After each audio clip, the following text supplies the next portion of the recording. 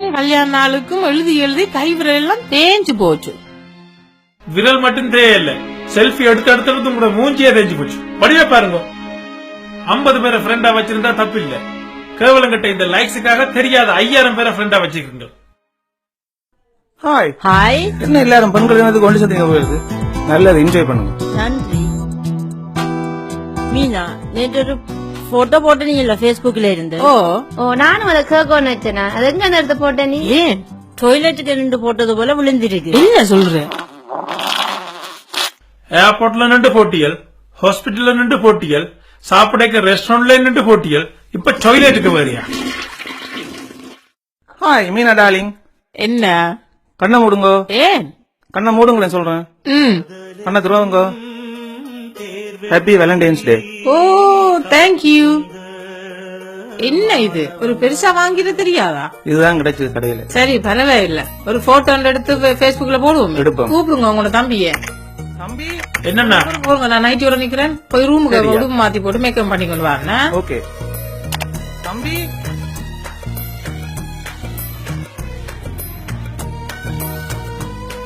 என்னன்னா ஒரு போட்டோ ஒன்று எடுத்தது. அன்னிதான் தெரியாம செய்யறான்னு சொன்னா நீங்களும் அவரோட சேர்ந்து சின்ன பிள்ளைத்தனமா. சரி சரி விடு விடு. சரி இந்தா. வீட்டுக்குள்ள மோதல், Facebookல காதல். எத்தனை லைக்ஸ் வந்திருக்கு? வருங்க பார்த்து சொல்றேன். 112 பேர் லைக் பண்ணி இருக்கணும்ப்பா. ஓகே. எங்களை ஜோடி நம்பர் 1 நாமப்பா. கிமி 5 டார்லிங். இவள் ரோகிணி இருக்கிறாளோ, எனக்கு லைக்கே பண்றாள் இல்ல. அவ பிடிச்சா அழிச்சு விடாப்பா. அப்படித்தான் செய்யணும். கடவுள் இல்லை என்றேன் என் தாயை காணும் வரை. அம்மா வசிக்கும் முதியோர் இல்லத்தில் அம்மாவுடன் நான் நின்று எடுத்த போட்டோ. ஹாப்பி மதர்ஸ் டே அம்மா. இந்தாங்க, என்ன ஒரு போட்டோ எடுங்க இந்த டிவியோட சேர்ந்து.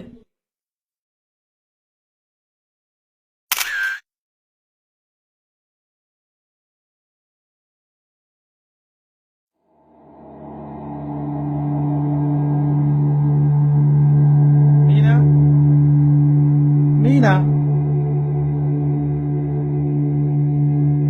மீனா மீனா அம்பி.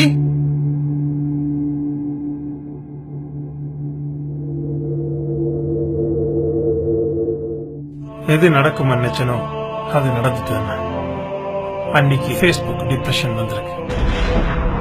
Facebook அதிக நேரம் பாவிக்கிறதாலையும் மற்ற ஃப்ரெண்ட்ஸோட எங்கட வாழ்க்கையை கம்பேர் செய்து பார்க்கறதாலையும் இது வேறு.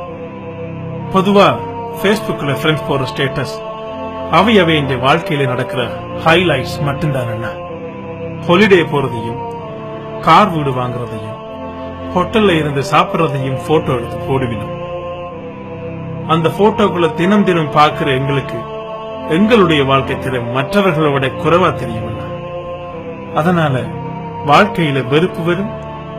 அந்த வெறுப்பு நாளுக்கு நாள் அதிகரித்து மன அழுத்தத்தை உண்டாக்கும். இதெல்லாம் நான் சொல்லலையா, யூனிவர்சிட்டி ஆய்வு சொல்லுது.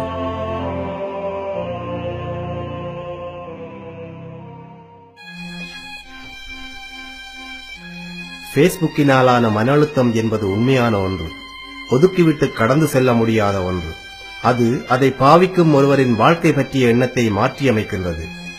மற்றவர்களது புகைப்படங்களையும் அவர்களது வாழ்க்கையின் அதிசிறந்த தருணங்களையும் பார்க்கும் வாசிக்கும் ஒருவர் வாழ்க்கை என்றால் உண்மையில் என்ன என சிந்திக்காது அது குறித்த ஒரு மாயத் தோற்றத்தை தனக்குள் கட்டியெழுப்புகின்றார். அண்மைய ஆராய்ச்சிகள் கூறுகின்றன, 70% அதிகமானோர் தங்களது நல்ல பக்கத்தை மட்டுமே பேஸ்புக்கில் காட்டுவதற்கு விரும்புகின்றார்களாம். 60% அதிகமானோர் பேஸ்புக்கில் காட்டிக்கொள்வதற்கென்றே சில விடயங்களை தங்களது வாழ்க்கையின் மிகச்சிறந்த தருணங்களைப் போல உருவாக்குகின்றார்களாம். பேஸ்புக்கில் ஒவ்வொரு நாளும் மற்றவர்களின் சிறந்த தருணங்களை பார்க்கும் ஒருவர் தனது நாளாந்த வாழ்க்கையுடன் இவற்றை ஒப்பிட்டு தன்னம்பிக்கையை இழந்து மன அழுத்தத்துக்கு உள்ளாகின்றார். பேஸ்புக்கினால் உருவாகும் போட்டியானது ஓட்டப் பந்தயத்தில் நான் முதலாவதாக வர வேண்டும் என்ற ஆரோக்கியமான போட்டி அல்ல. தனக்கு முன்னே சென்றவர்களை மறைத்துவிட்டு தான் முதலாவது போன்ற தோற்றப்பாட்டை காட்டும் ஒரு போட்டி. பேஸ்புக் டிப்ரெஷன் என்பது இப்பொழுது பரவலாக சூடாக ஆராயப்பட்டுக் கொண்டிருக்கும் ஒரு விடயம். இது குறித்த ஆராய்ச்சிகளும் பிரச்சனைகளும் இணையமெங்கும் பரவி கிடக்கின்றன. சரி, இதற்குரிய தீர்வுதான் என்ன? அது உங்களில் இருந்துதான் ஆரம்பிக்க வேண்டும். Facebook டிப்ரெஷன் என்பது கவனிக்காது கடந்து செல்ல வேண்டிய விடயமில்லை என்பதை எப்பொழுதும் நினைவில் கொள்ளுங்கள். மற்றவர்களுக்கும் நினைவுபடுத்திக் கொண்டே இருங்கள்.